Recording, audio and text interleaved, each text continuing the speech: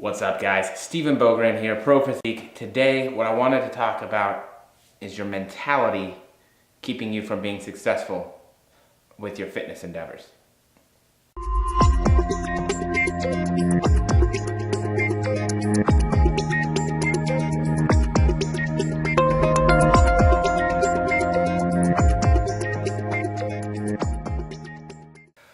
Hey guys, what's up? So today, it's actually kind of one of those weird things for me to talk about anyways, because I always feel like the topic in and of itself comes off a little bit like high and mighty almost, you know what I mean? And so it's one of those things that really though needs to be talked about, especially with New Year's coming up, New Year's resolutions, and the new opportunity to sort of get on to your goals. And what really brought this topic up was one of my clients. She recently had a birthday, and like many people out there, she suffered from, overeating and binging and having issues with being able to, reel things in. And then like I do really good during the week, and then the weekend or the special holiday comes in and like shit hits the fan.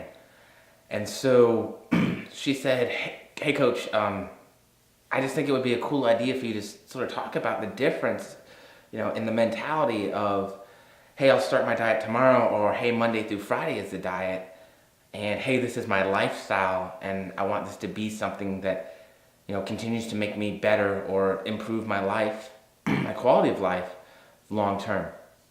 And so, obviously, I'm like, oh, hell yeah, let's talk about that, because it's just such a cool topic, and it's something that I think a lot of times we miss the mark on, unfortunately.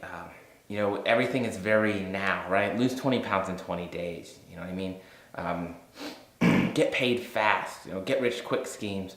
And so everything is kind of just focused and centered towards, let's do this quickly, right? Instead of necessarily, let's do this the right way.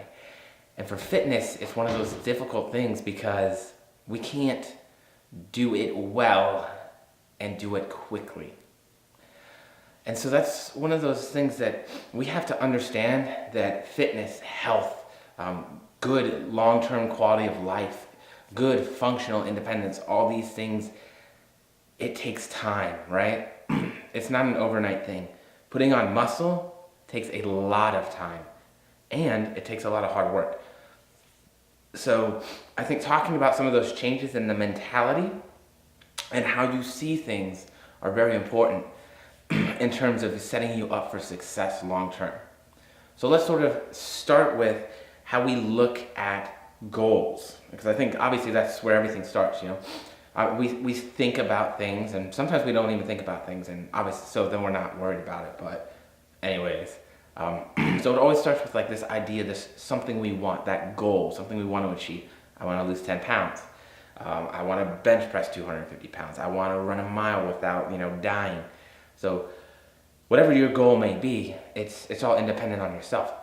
But that's where it begins. So I think where everything starts is a realistic goal. So say something happened, something traumatizing has happened, and for whatever reason, one of the ways we dealt with it was eating and not exercising, and so we put on a significant amount of weight. I want to get back to weighing what I did in high school. That might be, an 80 to 100 pound difference. And then depending where we're at, we might not be in a great place to start a dieting phase. Now, whether that be that our calorie intake's too low, that our cardio is too high, or that mentally we have a poor relationship with food and we're stuck in a restriction binge cycle. And so we want to look at ourselves, and we want to sort of look at our situations and be realistic and objective with ourselves. Or at least as much as possible, because I know I have a hard time being objective with myself. So I understand when people have a hard time being objective. And so setting realistic goals is super important with this. So say you have 80 pounds to lose, right? That's a significant amount of weight. Maybe we tackle a smaller goal at first. So say you're in a good place to diet. Why don't we start with, we'll say 20 pounds, right? I want to lose 20 pounds. And let's not give it necessarily an end date, right? Say I want to lose 20 pounds and give yourself more than enough time to accomplish it. In my experience, one of the biggest parts of being successful with your fitness goals is giving yourself enough time, right? that really allows you to be successful. And having wins matters. So often we set ourselves up for failure. And so fitness ends up being this really disheartening, looming, huge, terrible thing. Because every time we try, we fail. And why do we fail? We fail because we give ourselves unrealistic timelines based on the unrealistic expectations that we are presented with. And that in and of itself is a whole nother topic. But so we want to be successful, right? People like winning. It feels good. It feels good to have a win, to accomplish a goal, to know that you made something happen that was important to you. So that's what we want to do. We want to set you up for success. So we want to take into account where you're at, where your calorie intake's at, where your cardio is at, where your activity level is at, right? And we want to make a plan and put a plan together based on those things. Doing so will help you to be successful. Having a win will help you to love the process. Because loving the process is what sets us up for that long-term success, right? If we're always losing, there's a good chance we're not going to love the process. We're not going to be happy with what's going on in our journey, right? So understand that making realistic, and sometimes just easy goals at first, it can help you to be successful long term. So let's talk about the New Year's resolutions, right? Because obviously these are coming, and that's something we want to talk about. January 1st, let's get in shape. January 1st, I want to start working out again. So you don't have to wait till January 1st, right? If it's important to you now, you can do it now. I say that simply because, and I know this is a little bit dark and kind of serious, but we're never guaranteed tomorrow. And so I think that this idea, this feeling I have of I want to make something is important to me. If I'm not guaranteed tomorrow, then I want to make sure that I'm doing the things that are pursuing what is important to me. If that's people, then I want to let those people know that I care. I don't want to be afraid to let the people I love know that I love them. I don't want to be afraid to let my athletes know that I'm proud of them. Because those are important things and that matters, right? So it doesn't just matter to me, it matters to other people. Maybe not to all of them, but it's something I want to share with them. And so if my health and my body and my fitness, my body composition, whatever it might be, and even if it's only important to me for superficial reasons, it's still important to me. So because I'm not guaranteed another day on this earth and in this life to pursue the things that I love or that are important to me, it might be a good idea for me to pursue that today instead of tomorrow. Because when we say tomorrow, it's easy to put it off, and then tomorrow becomes the next day, and the next day, and the next day. And I want to encourage you that if it's important to you to pursue it, to make time, to make it happen,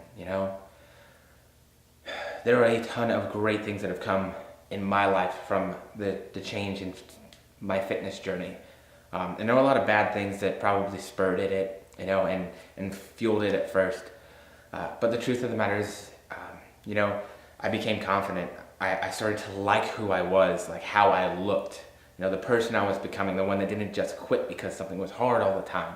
And the one who stuck with it because, that was just what I loved or what I cared about.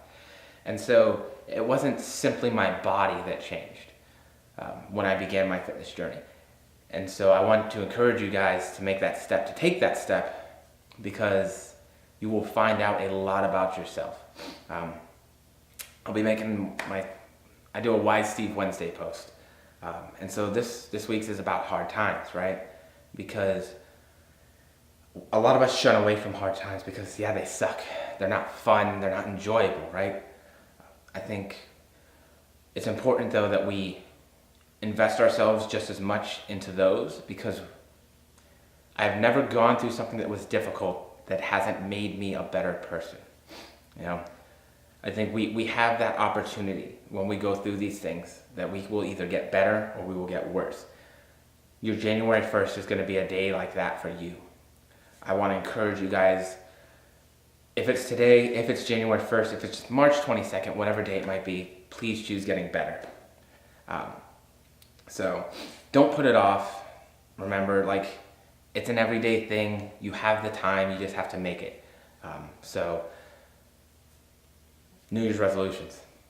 I think the last thing, and I'm going to try and keep this one short because I know we've been talking for a while today, it's how you view it, you know?